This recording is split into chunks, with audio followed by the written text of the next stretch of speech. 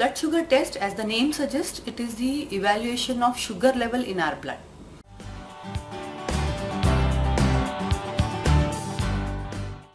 Now there are different ways of doing this particular test.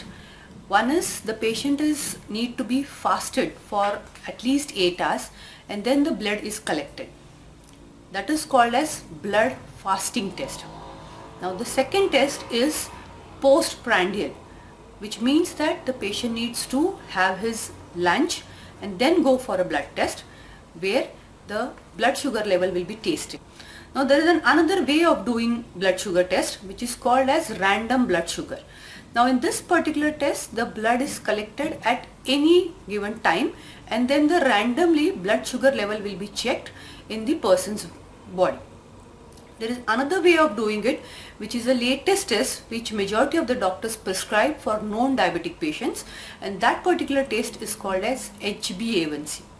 Now this stands for glycated hemoglobin test. Now when we are testing HbA1c, it gives us a precise detection of blood sugar in our blood for last 3 months. That is called as HbA1c.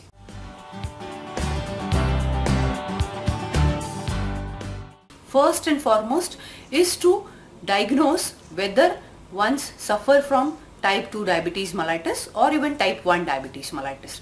So that is the very important test done for detection of diabetes mellitus. Apart from that, if somebody suffers from a family history of diabetes or associated diseases, then for ruling out the presence of diabetes mellitus in one's body, doctor asks us to perform this particular test. Now again, this particular test is a routine test which is done for general profile or general health profile for a patient.